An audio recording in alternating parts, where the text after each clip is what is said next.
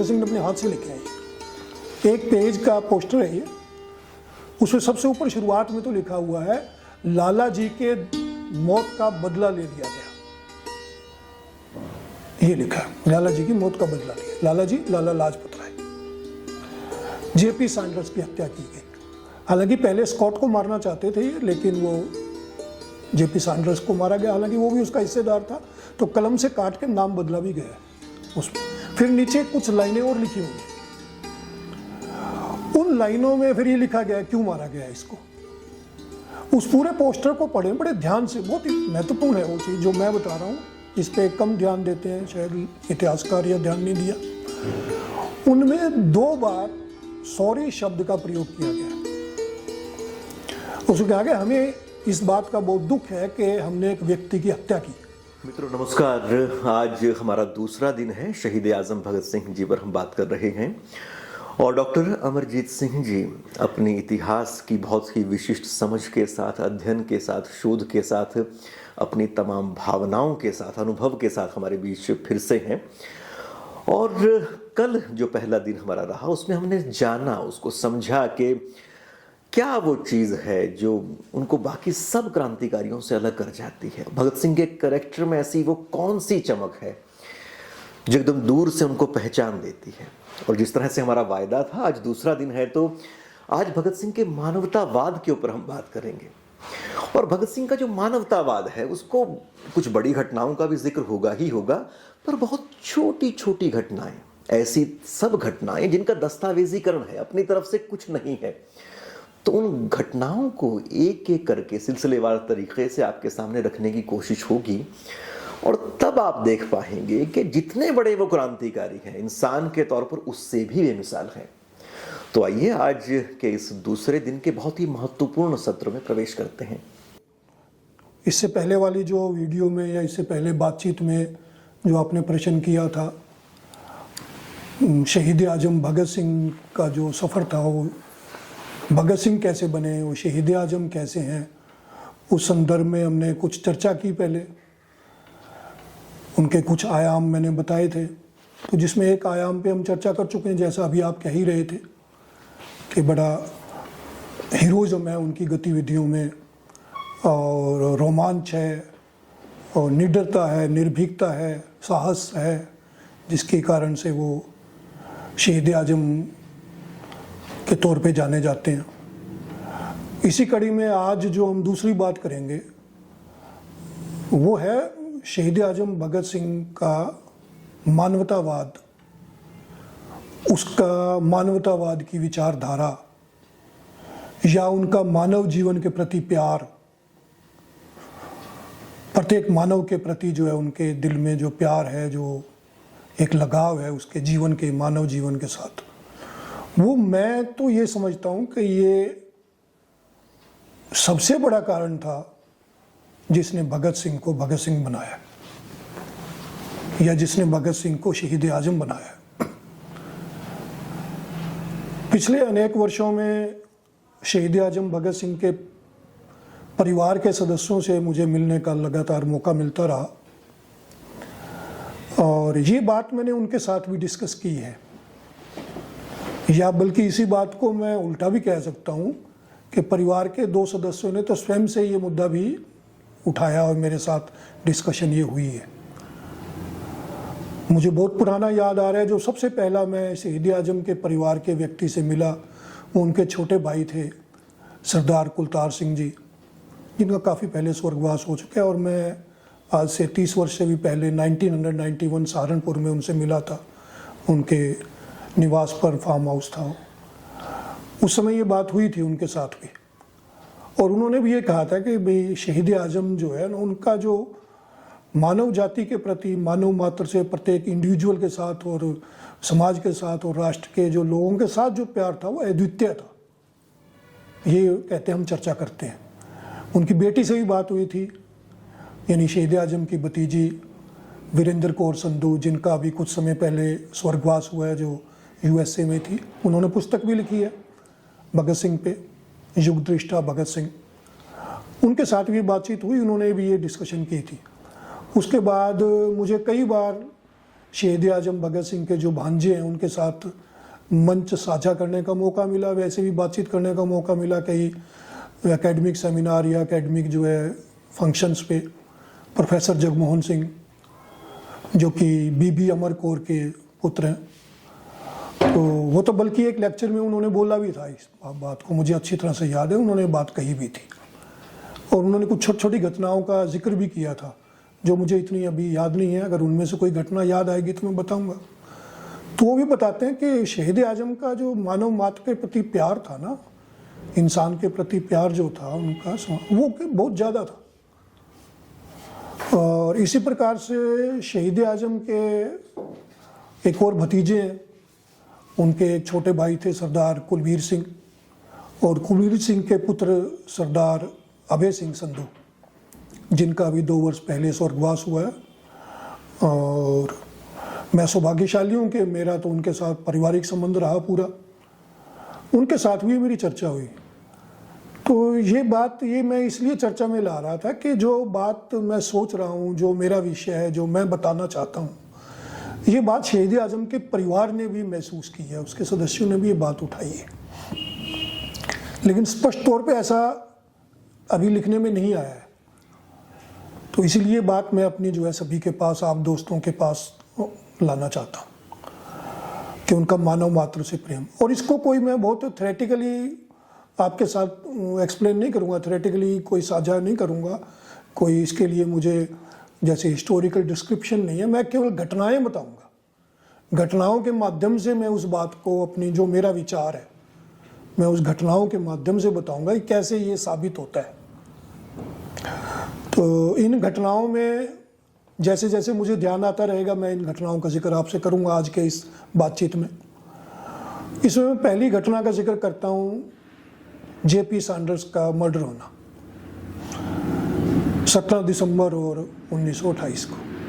पहले भी हम चर्चा कर चुके हैं, उस समय हमें किसी और संदर्भ में चर्चा की थी। ये प्रपोजल शहीद आजम भगत सिंह का ही रखा गया था क्रांतिकारी संगठन में। अब जब उनका मर्डर किया गया तो अगले दिन सुबह जो है पूरे लाहौर में पोस्टर लगे थे क्रांतिकारी दल की तरफ से, जिसको हिंदुस्तान सोशलिस्ट रिपब्लिकन एसोसिएशन कहा जाता था। ये पोस्टर जो थे भगत सिंह की कलम से लिखे हुए हैं, भगत सिंह ने अपने हाथ से लिखे हैं। ये 1 पेज का पोस्टर है ये। उसमें सबसे ऊपर शुरुआत में तो लिखा हुआ है, लाला जी के मौत का बदला ले लिया गया। ये लिखा है, लाला जी की मौत का बदला लिया। लाला जी लाला लाजपत राय। जेपी सैंडर्स की हत्या की गई। हालांकि पहले स्कॉट को मारना चाहते थे ये, लेकिन वो जेपी सैंडर्स को मारा गया, हालांकि वो भी उसका हिस्सेदार था, तो कलम से काट के नाम बदला भी गया उसमें। फिर नीचे कुछ लाइनें और लिखी हुई हैं। उन लाइनों में फिर ये लिखा गया क्यों मारा गया इसको। उस पूरे पोस्टर को पढ़े बड़े ध्यान से, बहुत ही महत्वपूर्ण है वो चीज़ जो मैं बता रहा हूँ। इस पे कम ध्यान देते हैं शायद इतिहासकार, या ध्यान नहीं दिया। उनमें 2 बार सॉरी शब्द का प्रयोग किया गया। उसको कहा गया, हमें इस बात का बहुत दुख है कि हमने एक व्यक्ति की हत्या की, लेकिन जेपी सैंडर्स ये व्यक्ति नहीं है, ये ब्रिटिश साम्राज्यवाद का एक चिन्ह है, तो हमने उसके तौर पे उसको मारा है। हमने ब्रिटिश साम्राज्यवाद के विरोध में एक्शन किया। फिर इसके बाद दूसरी बार फिर उसमें लिखा गया है कि मानवता का खून बहाया गया, हमें इसका अफसोस है। व्यक्ति विशेष की हत्या की गई, मानवता का खून बहाया गया। अब ये पोस्टर लिखा है स्वयं भगत सिंह ने। भगत सिंह ने खुद इस बात को स्वीकार किया है। जब मुकदमा चला है इनके खिलाफ, तो कोर्ट में जिरह करते हुए भगत सिंह ने इस बात को स्वीकार किया है कि पोस्टर उसने लगाया था, लिखा था। और भगत सिंह ने कोर्ट में ये फिर से कहा है, बहुत लंबी स्टेटमेंट है वो कभी और आवश्यकता होगी तो वहाँ बात करेंगे, अभी फिलहाल हम जो आवश्यक है वो बात करता हूँ मैं। भगत सिंह ने कोर्ट में ये कहा है वहाँ पे फिर से कि हमें इस बात का अफसोस है कि हमने एक व्यक्ति को मारा, लेकिन वो मारा क्योंकि वो आपके जो है आपके पूंजीवाद का और आपके साम्राज्यवाद का प्रतीक है, शोषण का प्रतीक था वो, इसलिए हमने मारा उसको। फिर यहाँ पे मैं 2 और भगत सिंह के साथियों का जिक्र करना चाहूँगा जिन्होंने अपनी पुस्तक में इससे संबंधित लिखा है, जिनमें एक शिव वर्मा ने पुस्तक लिखी संस्मृतियाँ। संस्मृतियों में लिखते हैं कि जिस दिन ये एक्शन कहा जाता था उसको, जिस दिन ये एक्शन हो गया तो और ये वापस जब आ गए, जिसमें भगत सिंह हैं, उसमें राजगुरु हैं और जय गोपाल हैं, तो कहते भगत सिंह उस दिन बहुत शाम को उदास था। तो मतलब वो ठीक सा अच्छा, नॉर्मली भगत सिंह की कहता आदत थी हंसी मजाक करते थे, कुछ ना कुछ, चाहे खाना खा रहे हैं, चाय पी रहे हैं, कुछ कर रहे हैं, कोई ना कोई हंसी मजाक करते थे। तो उस दिन बहुत खामोश है, ज़्यादा बोला नहीं है। एक्शन से उसे सफलता थी, लेकिन व्यक्ति विशेष की हत्या करके, क्योंकि उसको मानवता से प्यार था, ये लिखता है शिव वर्मा। इसी तरह से भगवान दास माहौर की किताब है, भगवान दास माहौर ने भी ये लिखा है कि भगत सिंह उस दिन सही नहीं है, ठीक नहीं है। तो उसने इस बात को बहुत अफसोस किया है। ये उसके साथी लिख रहे हैं स्वयं, और ये पुस्तकें भगत सिंह के जाने के बाद लिखी गई हैं, ये 2 पुस्तकें हैं उसमें। तो इससे पता लगता है कि भगत सिंह मानव मात्र के प्रति कितना प्यार है उसका। फिर इसी तरह से दूसरी घटना, जब सेंट्रल असेंबली में बम गिराया गया अप्रैल 1929, ये भी पहले हम जिक्र कर रहे हैं, किसी और का उसमें किया था हमने, अब किसी और विषय के तौर पे इस घटना का मैं उदाहरण दे रहा हूँ। बम गिराने का जब प्रस्ताव रख दिया गया, प्लान तैयार हो गई और उसको क्रांतिकारी जो संगठन था उसने स्वीकृति प्रदान कर दी, ये भी निश्चित हो गया भी कौन उसमें बम गिराएगा। तो ये प्रस्ताव, यहाँ भी प्रस्ताव बम गिराने का भगत सिंह ने रखा था, और भगत सिंह का ये प्रस्ताव था कि बम से मारा नहीं जाएगा किसी को, लेकिन बम जो है ये बहरों को सुनाने के लिए, क्योंकि जिनको सुनाई नहीं देता उनको ऊंची आवाज में सुनाना पड़ता है। एक फ्रेंच क्रांतिकारी और का आंदोलन का जिक्र करते हैं यहाँ पर। अब इसके बाद यहाँ बड़े देखने वाली बात है, इसके भी सारे हमें डॉक्यूमेंट मिलते हैं। मैं जितनी भी बातें बताऊंगा उसके डॉक्यूमेंट्स बताऊंगा मैं सारे आपको, कहाँ से लिया गया ये, इसका भी हमें डॉक्यूमेंट मिलता है। तो इसके बाद इससे पहले सेंट्रल लेजिस्लेटिव असेंबली में जयदेव कपूर 2 बार जा चुके थे, पास लिया था कहीं से, किसी से पास लेके गए हैं, उसकी जो विजिटर गैलरी वहाँ पे बैठ के आए थे और देख के आए थे कि कैसे बम गिराएंगे, कैसे अंदर जाएंगे, ये सारा। तो भगत सिंह इंसिस्ट करते हैं कि वो भी जाएंगे। चंद्रशेखर आजाद इस विचार से सहमत नहीं थे, क्योंकि भगत सिंह इससे पहले उनके खिलाफ वारंट हो चुके थे, सैंडर्स तो खतरा था इस बात का। तो कहते नहीं मैं जाऊंगा। भगत सिंह स्वयं गए 2 बार, दर्शक दीर्घा में बैठ के देख के आए हैं, और भगत सिंह का मकसद ये था कि मैं देखूं बम में किस जगह गिराऊं, कैसे बैठे, सीटिंग प्लान क्या है, किस जगह बम गिरे कि ताकि चोट नहीं लगे किसी को चोट नहीं लगनी चाहिए। खास तौर पे जाते हैं ये देखने के लिए। और उसके बाद जब बम गिराए गए हैं, दोनों बम हैं, हालांकि केस में बटुकेश्वर दत्त ने ये माना कि एक बम भगत सिंह ने गिराया और एक मैंने, लेकिन वास्तव में कि दोनों बम भगत सिंह ने गिराए थे। और भगत सिंह ने वो बम ऐसी जगह गिराए हैं कि हताहत तो कोई हुआ ही नहीं है, चोट भी मामूली सी है। मुझे नाम ठीक से मैं देख के आपको बताता हूँ, जरा नाम उसमें है। इसमें सर जॉर्ज शुस्टर, उसको थोड़ी सी चोट लगी थी, थोड़ी सी मामूली चोट है। और एक सर वोमन जी दलाल, ये बॉम्बे के हैं, इनको थोड़ी चोट है। मोतीलाल नेहरू भी प्रेजेंट थे, विठल भाई पटेल भी प्रेजेंट है वहाँ पर। और बम फटने के बाद धुआं हुआ, फिर ये खड़े रहे अपनी जगह पे, जैसा कि आपको मालूम है सब, हताहत नहीं है कोई। और विशेष तौर पे भगत सिंह ने जितना इस बात पे जोर दिया था कि बम गिराएंगे, उतना ही उन्होंने उस बात पे भी जोर दिया था कि बम से किसी को चोट नहीं लगनी चाहिए, बम से नुकसान नहीं होना चाहिए। और इसका सारे का जिक्र जो है ना, ये जयदेव कपूर जो बाद में है, उनकी एक नेहरू मेमोरियल लाइब्रेरी में ओरल ट्रांसक्रिप्ट है, इंटरव्यू जो लिए हुए हैं ना, ऐसे ज़बानी इंटरव्यू, उसमें जयदेव कपूर ये बात बताते हैं कि विशेष तौर पे भगत सिंह का इस बात के ऊपर जोर था। ये उसने बाद में ये इंटरव्यू हुआ है और ये नेहरू मेमोरियल लाइब्रेरी में है, कोई भी इसको देख सकता है, सुन सकते हैं, उसमें ट्रांसक्रिप्ट है, ये लिखा है, ये मिलता है हमें यहाँ पर। और मुझे एकदम से इसी से संबंधित कुछ दिन पहले मैंने चंद लाइनें पढ़ी थी गुरमुखी में, मैंने पहले भी एक लेक्चर में शायद बताया आपको, मुझे फिर से याद आ रही है। वो लाइनें मैं यहाँ पे 2 या 3 लाइनें वो मैं कोट करूँगा, क्या क्या है यहाँ पर। तो जिसमें वो गुरुमुखी में है वो लाइनें, बंब सुटन दा ना भगत सिंह नहीं, बंब सुटन तो बाद खड़े रहना भगत सिंह है। ਬੰਬ ਨਾਲ ਕਿਸੇ ਨੂੰ ਮਾਰ ਦੇਣਾ ਭਗਤ ਸਿੰਘ नहीं, विचारां दे नाल हल्ला बोल देना भगत सिंह है। तो बम से मारना नहीं है। तो भगत सिंह की जो नॉर्मल एक, नो डाउट के बहुत बड़े क्रांतिकारी थे और ये 2 घटनाएं ऐसी हैं जिन्होंने ब्रिटिश राज को हिला दिया, लेकिन भगत सिंह की पहचान ये नहीं है सिर्फ कि वो बंदूक लेके खड़ा हुआ है, वो पिस्तौल लेके खड़ा है, बम लेके, ये नहीं है। भगत सिंह तो बहुत बड़ा इससे एक शख्सियत है और बड़ा एक व्यक्तित्व है, एक बड़ा क्रांतिकारी है, बड़ा विचारक, मानवतावादी। तो मैं मानवतावादी संदर्भ में बात कर रहा हूँ। तो मानव जीवन से प्यार है उसे बहुत ज़्यादा। और ये बात भगत सिंह ने स्वयं, जब इनके खिलाफ मुकदमा चल रहा है, सैंडर्स वाले केस में भी बताया, इस केस में भी बताया है। इस केस में भी उन्होंने अपने बयान है उनके, और उन्होंने बताया है कि जब उसमें कहा जाता है कि इसके हाथ में पिस्तौल थी, इसने 2 गोलियां चलाई, तो पिस्तौल तो थी ही नहीं।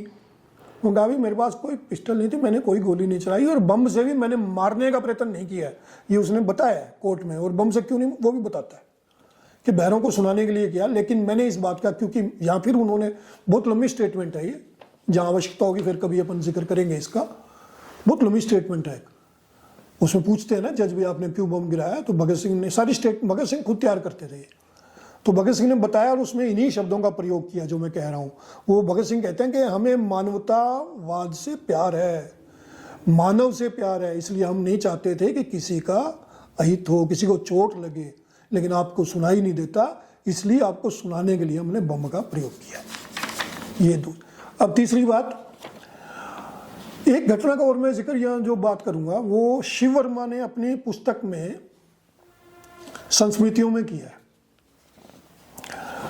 शिव वर्मा वर्ष 1926-27 में ये कानपुर के डीएवी कॉलेज में पढ़ते थे और डीएवी कॉलेज के छात्रावास में ये रहते थे। इनके साथ जो और 2 मित्र रहने वाले थे, जो क्रांतिकारी आंदोलन के बड़े प्रमुख साथी थे भगत सिंह के, एक विजय कुमार सिन्हा और एक जयदेव कपूर। भगत सिंह यहाँ पर आके ठहरते हैं वर्ष 1927 के आरंभिक महीनों की ये बात है, जिस समय काकोरी के जो शहीद हैं, काकोरी कांड, या सरकार ने इसको काकोरी कॉन्स्पिरेसी केस कहा। मैं पहले भी आपको बता चुका हूँ कि ये शब्द ब्रिटिश गवर्नमेंट प्रयोग करती थी। हम तो वैसे शब्द प्रयोग नहीं कहेंगे, हम तो कहेंगे काकोरी का मुकदमा। तो काकोरी मुकदमा चल रहा था और ये तय था कि इनको फांसी होगी, जिस हिसाब से मुकदमा चल रहा था।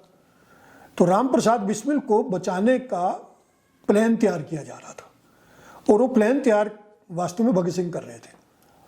और कैसे वो उनको जब जेल से कोर्ट में ले जाया जाएगा उस समय उसको छुड़ाने की कोशिश करेंगे, ऐसा प्लान कर रहे थे ये। उसी के संदर्भ में ये आए थे फाइनल विचार विमर्श करने के लिए कानपुर में, और ये वहाँ हॉस्टल में ठहरे थे। उनके पास शिव वर्मा है, विजय कुमार सिन्हा है, जयदेव कपूर है। ये 3 तो पहले भगत सिंह शिव वर्मा के कमरे में रुके हैं वहाँ पर। तो ये सारे जब ये कर रहे हैं तो ब्रिटिश इंटेलिजेंसी से ये खबरें बाहर किसी भी तरीके से पहुंच रही हैं, जो भी हो रहा है। मैंने बताया ना, ब्रिटिश की सीआईडी सिस्टम उनका बड़ा सशक्त था। अचानक से राम प्रसाद बिस्मिल और उसके साथियों की जो सिक्योरिटी थी वो बढ़ा दी गई बहुत ज़्यादा, जेल के भीतर, और जेल से जब उसको कोर्ट ले जाते थे तो इनको भी पता लगा अभी पहले प्लान जैसे कर रहे थे उतना आसान काम नहीं है, बहुत असंभव है, तो नहीं होगा, लगा भी ये तो नहीं कर पाएंगे। इस बीच में जजमेंट भी आ गया। तब राम प्रसाद बिस्मिल ने अपने वकील के माध्यम से, राम प्रसाद बिस्मिल बहुत अच्छे कवि थे, कविता लिखते थे, उन्होंने कविता लिखी और वो कविता अगर कुछ भी चीज़ कागज़ बाहर भेजते थे ना जेल से तो वो भी चेक होता था भी क्या है। तो जेल सुप्रीम ने सोचा कि नॉर्मल सी कोई एक रोमांटिक सी कविता है ये, तो उन्होंने वो भेज दिया, ठीक है दे दो। तो वो कविता, वो कागज़ इनके पास पहुंचा था। एक दिन शाम को वहाँ पे बैठे हैं हॉस्टल में, तो इनके पास आया है वो कागज़। वो अपने अपने इनके कोई साथी आगे हैं, जयदेव कपूर के कोई दोस्त हैं आगे, उसके ज़िम्मे लगाया गया, उसने किसी तीसरे आदमी के ज़िम्मे लगाया, कागज़ इनके पास पहुँच गया, वो कविता है। अब वो जो शब्द हैं वो उसके, वो नज़म कह लीजिए, कविता कह लीजिए, जो है राम प्रसाद बिस्मिल शेर व शायरी करते हैं, वो मैं बताता हूँ वो क्या है, और फिर क्या आप बता रहे हैं उसमें वो क्या लिखते हैं, शिव वर्मा क्या लिखते हैं। उसमें वो शेर में लिखते हैं, ये भी काफ़ी बड़ा है, उसकी नज़म है, मैं उसके 3-4 चंद जो इसकी लाइनें मैं आपको बताऊंगा। मिट गया जब मिटने वाला फिर सलाम आया तो क्या, मिट गया जब मिटने वाला फिर सलाम आया तो क्या, दिल की बर्बादी के बाद उनका प्याम आया तो क्या। मिट गई जब सारी उम्मीदें, मिट गए जब सारे ख्याल, मिट गई जब सारी उम्मीदें, मिट गए जब सारे ख्याल, उस घड़ी अगर नामावार लेकर प्याम आया तो क्या। आखिरी जो इसकी छंद है ना वो मैंने लिखा है, आखिरी शब, आखिरी रात, आखिरी शब दीद के काबिल थी बिस्मिल की तरफ, सुबह दम कोई अगर बुलाए बाम आया तो क्या। आखिरी शब तो चली गई, आखिरी रात बीत गई, वो तो चला गया बंदा। सुबह अगर तुम संदेशा लेके आए तो इसमें साफ साफ बिस्मिल लिख रहे थे, भाई जो भी करना है कर लो, मैं तो फांसी नजदीक है, मर गया तो मेरी तो फिर डेड बॉडी मिलेगी आपको। ये नज़म पढ़ के शिव वर्मा कहते हैं कि भगत सिंह का चेहरा मुरझा गया एकदम। भगत सिंह दीवार के साथ खड़े थे, दीवार का सहारा लेके नीचे बैठ गए। कहता बहुत नौजवान आदमी था, बहुत साहसी दिलेर आदमी था, एकदम कहता उसका चेहरा मुरझा गया, नीचे बैठ गया। फिर 5-7 मिनट बैठे रहे, फिर बिना कुछ बोले चुपचाप बाहर चले गए। हॉस्टल के कुछ ही दूरी पे गंगा का प्रभाव था, तो कहते आमतौर पे काफ़ी दिन ये यहाँ रहे थे, शाम को कई बार वहाँ हम जाते थे, वहीं ले जाते थे, तो क्रांतिकारियों की कहानियाँ सुनाते होते थे। कुक्का आंदोलन, 1857 का क्रांति, क्या सावरकर की कथाएं, खुदीराम बोस की कथाएं, या गदर आंदोलन, ये सुनाते होते तो वहाँ जाते थे। तो हम काफ़ी देर हमने इंतज़ार किया, लेकिन हमने सोचा अभी डिस्टर्ब ना करें, तो लेकिन रात हो गई। फिर हम गए तो हमने देखा गंगा के उसी किनारे, हमें पता था, वहाँ बैठे थे चुपचाप। हमने जाके उससे कहा भी चलो चलते हैं हॉस्टल, खाना खाएंगे। तो जो उसने लिखा है मैं वही एग्जैक्टली बता रहा हूँ शब्द आपको। तो शिववर में लिखते हैं कि भगत सिंह कुछ बोले नहीं, जवाब नहीं दिया कुछ, और चुपचाप उठ के हमारे साथ चल पड़े, बात नहीं करी हमसे। और रात भर भी ऐसे ही, सुबह जाके कुछ थोड़ा सा वो भी कोई बात नहीं, असफलताएं तो मिलती हैं, तो संघर्ष तो चलेगा। लेकिन एक साथी व्यक्ति जो है ना वो जा रहा है, उसको फांसी हो रही है, तो वो इस कदर उसके प्रति जो है ना उसका मानव जो प्रेम है वो इतना कहता है, वो मतलब द्रवित करता है वो एकदम से। ये वर्णन उसने किया। फिर इसी तरह से एक और घटना का वर्णन करते हैं वो,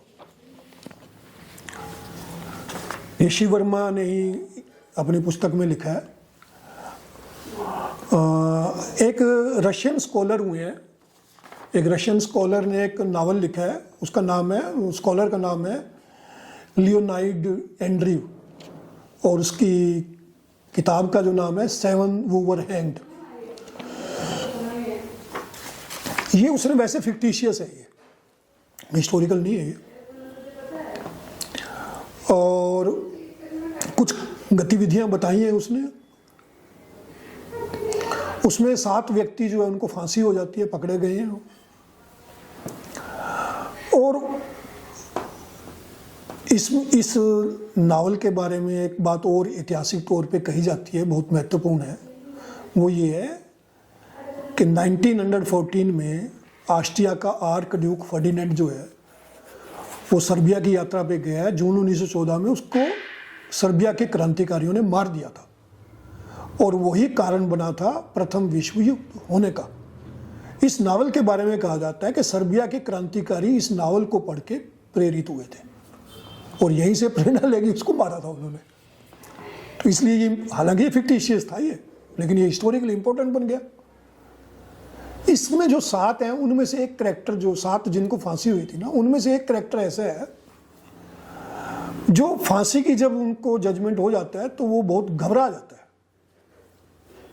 क्रांतिकारी से तो ये उम्मीद नहीं है, डर जाता है वो, और वो बार बार रोजाना ये कहता है कि मुझे फांसी नहीं लगनी चाहिए, मुझे फांसी नहीं लगनी चाहिए। और जब फांसी के लिए उसको लेके जा रहे हैं, चित्रण किया उसके अंदर, तो वो फिर बहुत जोर से बोलना शुरू करता है और बहुत उसके साथ जबरदस्ती की जाती है और ऐसा होता है। तो बहुत मतलब वो मरना नहीं चाहता है। शिव वर्मा लिखता है कि ये पढ़ते पढ़ते आखिरी जब इस पन्नों की तरफ भगत सिंह पहुंचे तो भगत सिंह रोने लग जाता है, उसकी आंखों में आंसू आ जाते हैं। और ये बात वो जेल की दौरान, ये नावल उसने जेल के दौरान पढ़ा है, ये जब मुकदमा चल रहा था उस समय की बात है। ये जो पहले मैंने घटना बताई 1927 कानपुर, ये जेल में है। तब तक तो भगत सिंह बहुत बड़ा क्रांतिकारी, तो कहते हुए हम देख रहे थे कि ऐसा व्यक्ति हमारे सामने बैठा था, एक ऐसा नौजवान जिसके नाम से अंग्रेज सरकार थर्राती थी, घबराती थी, अंग्रेज सरकार घबरा रही थी। वो इतना दिलेर, इतना साहसी व्यक्ति एक नावल के कैरेक्टर के ऊपर रो रहा था। नावल का कैरेक्टर है, उसमें उसके आंसू आ रहे। तो पूछा, उसमें सुखदेव भी है वहां पे, तो बाद में शिव वर्मा ने तो बाद में लिखा है ये, तो क्यों? तो कहते नहीं भाई, मुझे इसके प्रति सहानुभूति हो रही है, ये मरने जा रहा है। तो मानव मात्र के प्रति, ये घटनाएं सारी मैं ऐसी बता रहा हूं आपको, मानव मात्र के प्रति उसके दिल में बहुत ज्यादा प्यार है।